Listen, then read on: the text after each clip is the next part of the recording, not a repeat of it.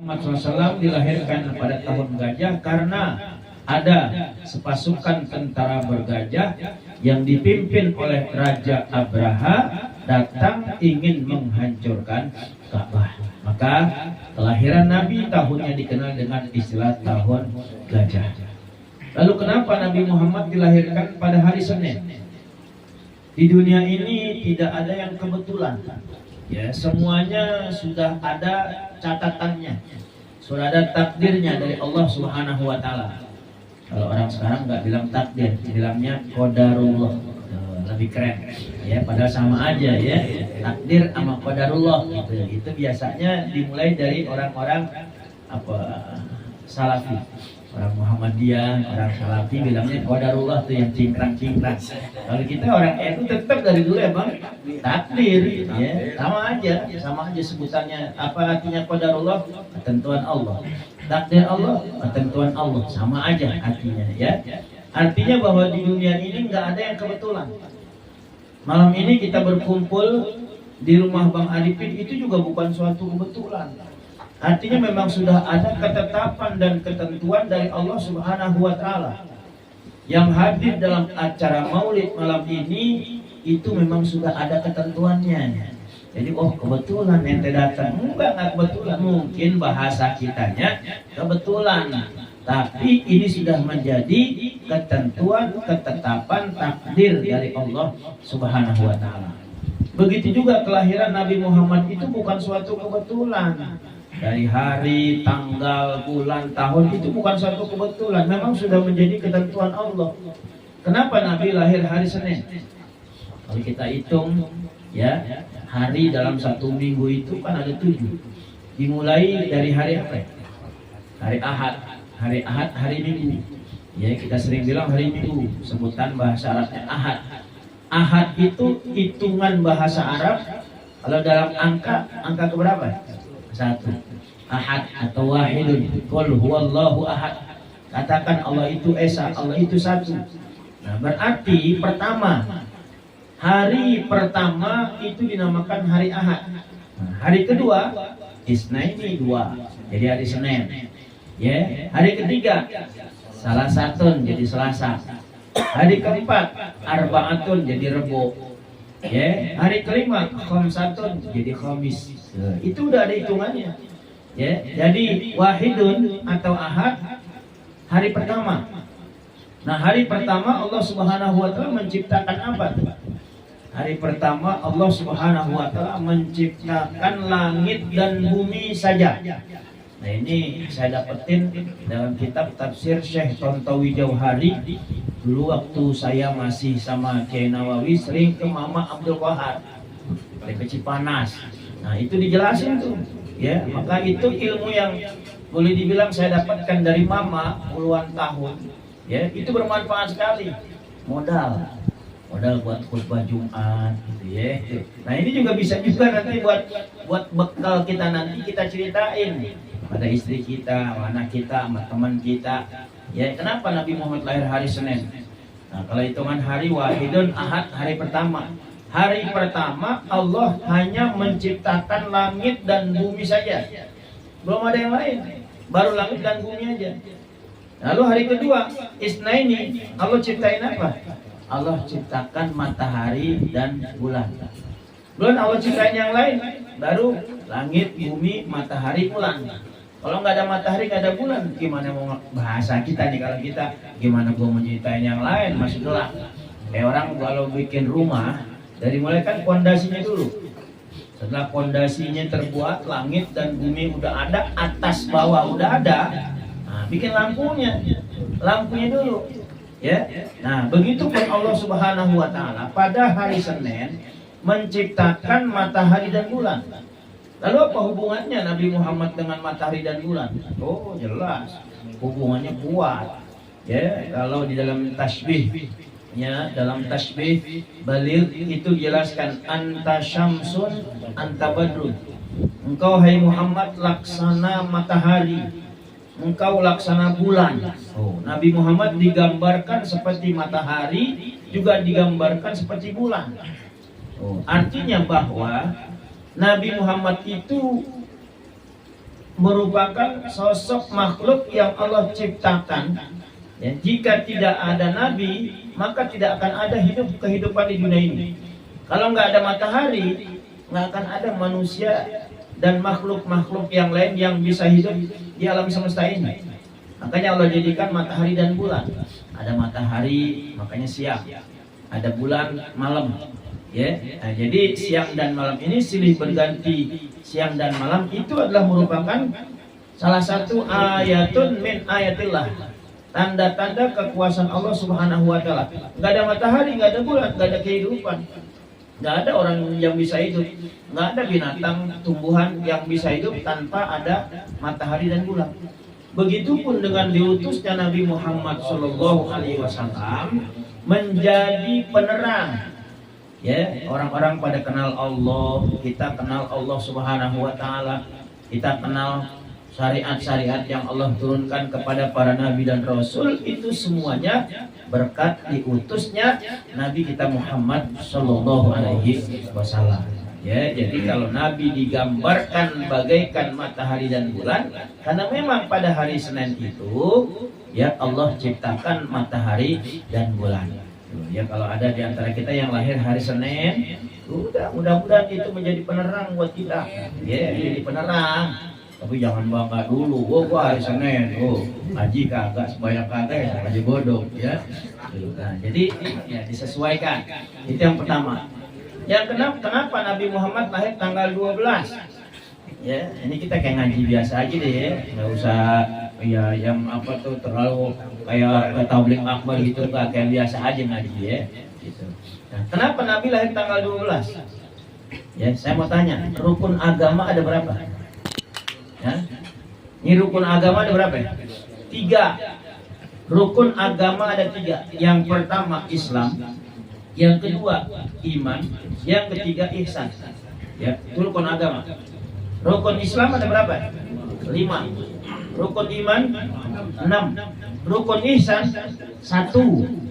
Rukun ihsan cuma 1. 6 tambah 5 11 tambah 1 12.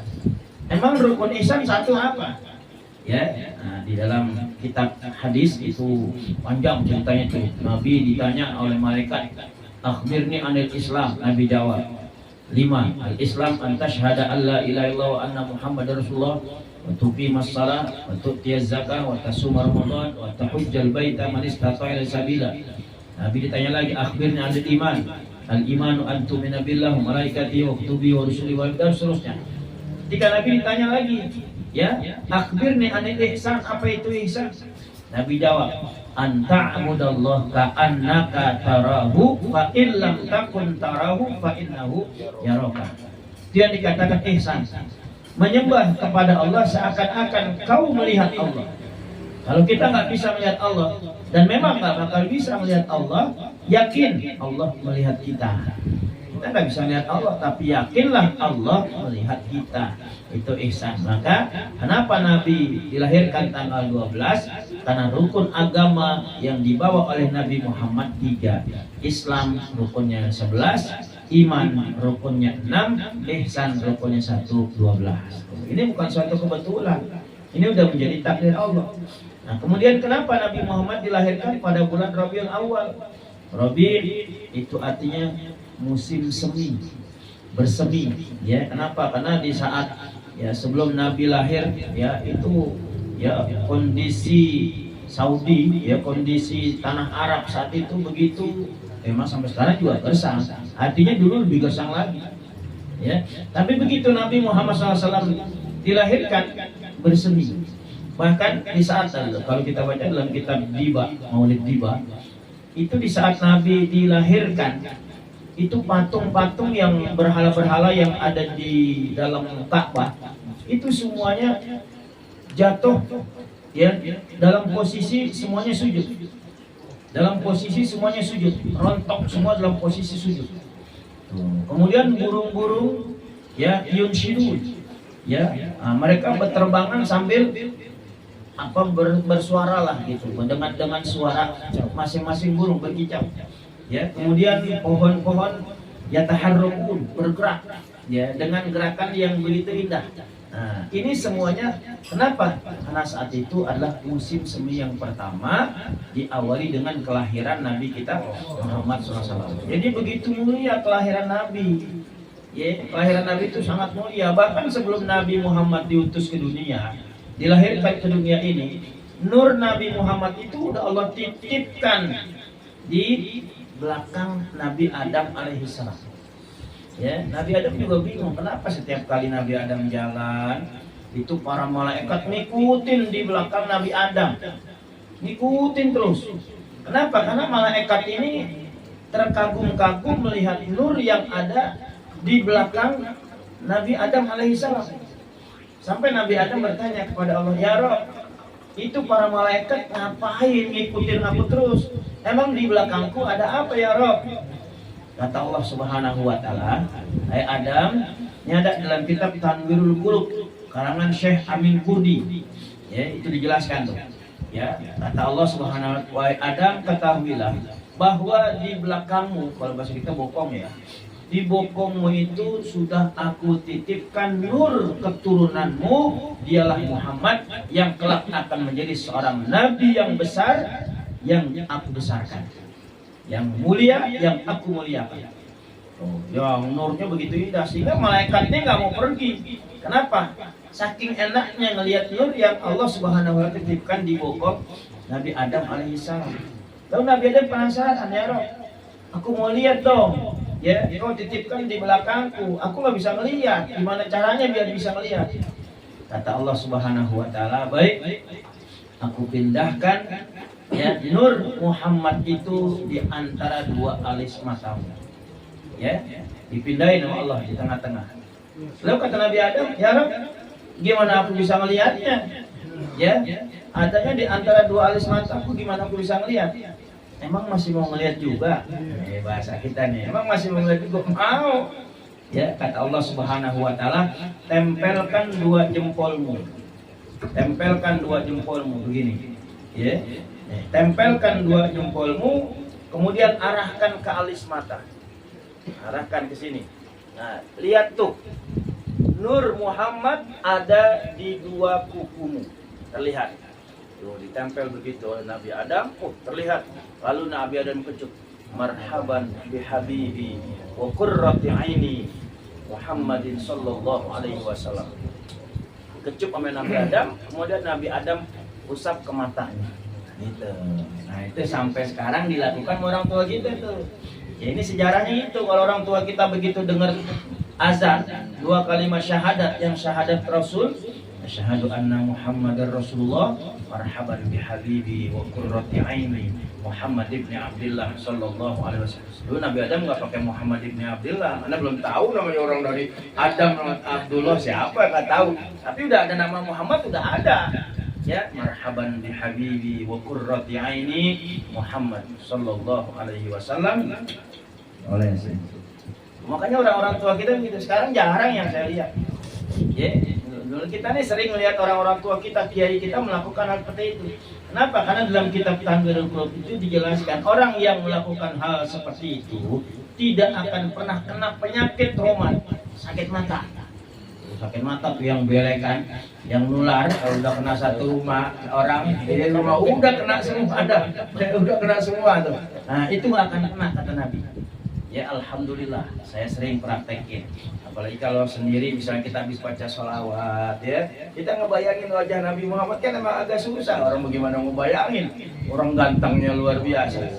Ya, Nabi Yusuf gantengnya cuma sementara. Artinya tampannya Nabi Yusuf itu ketampanannya sepertiga dari ketampanan Nabi Muhammad. Cuma sepertiga. Dan ketampanan Nabi Yusuf, ya biar tahu nih, itu bisa bikin wanita-wanita celaka. Ya, bisa bikin wanita-wanita celaka.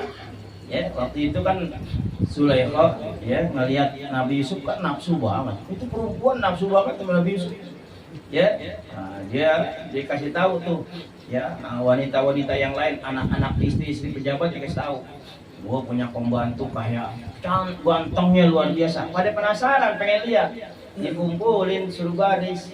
Nabi Yusuf suruh lewat. Masing-masing perempuan dikasih buah apel sama pisau.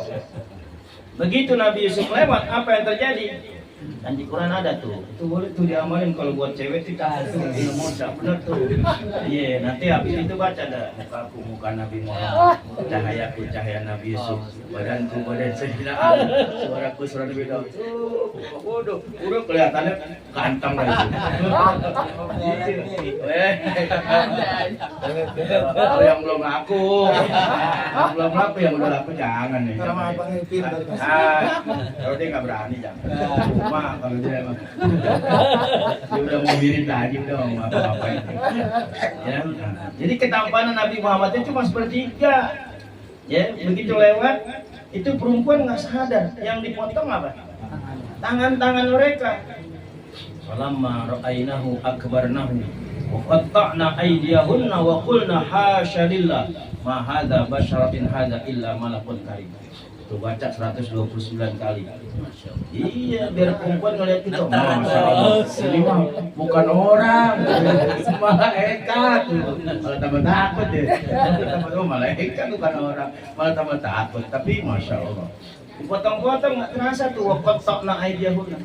Nah kalau Nabi Muhammad tampaknya 3 kali lebih hebat dari Nabi Yusuf. Cuman yang heran, kenapa kalau kita ya bikin 7 bulanan atau 4 bulanan kok yang dibaca surah Yusuf ya? Kenapa yang dibaca surah Yusuf? Kenapa nggak dibaca surah Muhammad aja? Apa cuma karena pengen ngambil tampannya doang? Kalau pengen ngambil tampannya kan tergantung bapaknya juga. Di pabriknya bagaimana? Kalau bapaknya ganteng ya alhamdulillah dibaca Nabi Yusuf, alhamdulillah bapaknya ganteng. Nah kalau bapaknya Luduh. Pilih Luduh. ya kan logika kita gitu. Sekarang dibacain surat Yusuf bapaknya pesek, mendem. Ya, dibacain surat Yusuf lahir ganteng. Nah ini ada saham siapa nih? Ya saham orang Arab. Nah, kan jadi fitnah saham orang Arab ini ada di sini. Kenapa nggak dibaca surah Muhammad yang lebih lengkap? Ya kan? Harusnya surah Muhammad. Kalau Maryam oke, surah Maryam. Kalau emang lahir nanti perempuan, akhlaknya bisa kayak Maryam. Karena di antara satu hadis khairun nisa'il alamin ada 4. Terus baik-baik wanita pada zamannya ada 4. Pertama Maryam binti Imran. Ya, yang kedua Asia istri Fir'aun. Yang ketiga Khadijah binti Khuwailid. Yang keempat Fatimah Az-Zahra. Itu wanita-wanita yang mulia. Ya, nah kalau yang ganteng harusnya Nabi Muhammad tuh paling ganteng. Gantengnya Nabi Muhammad nggak bikin wanita celaka, nggak ada yang celaka, nggak kayak yang tadi pakai potong-potong tangannya itu nggak ada. Ya sahabat-sahabat Nabi kalau ketemu sama Nabi, kumpul sama Nabi itu nggak mau pindah, nggak mau beranjak dari tempat duduknya. Ya mereka ingin selalu dekat sama Nabi. Kenapa? Karena saking ademnya mereka kumpul dengan Nabi. Begitu luar biasa. Nggak ketemu Nabi sehari aja, luar biasa. Ya, jangan kata wajah Nabi, keringat Nabi aja ditungguin sama sahabat. Nah, sahabat Anas bin Malik dalam hadisnya berkata, wa kana Rasulullah SAW kasirul araq. Nabi Muhammad itu orang yang paling banyak keringatnya. Tapi kana araquhu kan lu'lu. Keringat Nabi Muhammad itu bagaikan mutiara. Kalau kita kebanyakan keringat lu demok banget sih. Kalau kita banyak keringat tetok. Demok kayak gitu orang keringetan lepek lu demok banget. Tapi Nabi Muhammad keringetannya itu ya Allah, kalau seperti mutiara yang ada di mukanya, di wajahnya. Tuh, sampai Nabi tidur kan ada riwayat. Nabi tidur ya dijagain tuh keringat Nabi. Ya, dijagain keringat Nabi, bahasa kita pakai selampe, pakai sapu tangan, begitu udah selesai ya didepotin tuh selampenya ke badannya ya. Kemudian pulang, begitu dia pulang istrinya bilang, "Bang, abang pakai minyak wangi apaan?" Nah, pakai minyak wangi apaan? Tadi gua keringat Rasulullah gua tempelin di badan. Masya Allah. Tuh ya, makanya kita bersyukur, kita bangga kalau malam ini ya dengan kegembiraan kita bisa memperingati Maulid Nabi SAW. Walaupun ya ini sederhana tapi luar biasa. Ya, mudah-mudahan ini rumah bisa jadi berkah. Ya, berkah buat Bang Arifin dan keluarga. Kalau bisa dibeliin kali Bang ya, kita doain. Iya, kita kan nggak tahu urusan Allah. Ya kalau mau kamu yang begini yang istana ntar gedung dan bisa dibeli. Yang penting niat kita ya menjunjung Nabi kita Muhammad SAW, memuliakan, ya insya Allah nanti sinyalnya di akhirat kita akan ketahuan. Jadi orang yang baca salawat itu nanti sinyalnya tajam. Ya, sinyalnya tajam. Nabi nggak usah pakai mana ya umat gue yang enggak begitu melihat. Oh, ini sinyalnya udah terang semua. Udah tinggal sini nih. Oh, sinyalnya udah narik. Tuh ya. Alhamdulillah tadi udah banyak yang kita baca. Udah cukup setengah jam. Udah setengah jam ya, nggak usah lama-lama. Ntar apa nasi uduk? Nasi kerak. Oh iya, tahu kan jadi linang nasi ya, mudah-mudahan walaupun sedikit ya menambah kecintaan kita kepada baginda Nabi Muhammad Sallallahu Alaihi Wasallam. Apalagi kalau bisa nanti malam Selasa ya zikir kayak begini ya, masya Allah nikmat ya, semakin banyak jamaah 2 minggu sekali. Yasin, tahlil, asmaul husna, salawat nariyah, baca kitab deh ya. Jangan cuma zikir doang. Ya, kalau zikir doang mati kita. Hati kita kurang hidup. Ya. Nah, justru begini. Ini saya tambahin dikit. Nabi ketika masuk ke dalam Masjid Nabawi, fara'a majlisai. Nabi melihat ada 2 majlis. Ya, satu majlis yazkurun Allah, berzikir menyebut Allah Subhanahu wa taala. Yang kedua, majlis yatafaqqahuna fid-din, mengkaji ilmu agama. Kemudian Nabi samperin ke majlis yang sedang berzikir. Inzil indana ya Rasulullah, singgah bersama kami ya Rasulullah. Nabi tersenyum. Kemudian Nabi pindah ke orang yang sedang mengkaji agama. Nabi disuruh inzil indana ya Rasulullah, singgah bersama kami ya Rasulullah, sini kumpul. Nabi pun tersenyum. Nabi bilang apa? Kilahuma, dua-duanya hasanain, dua-duanya bagus. Tapi yang lebih bagus adalah yang mengkaji ilmu agama. Orang yang mengkaji ilmu fikih, ilmu tauhid itu lebih bagus ketimbang zikir doang.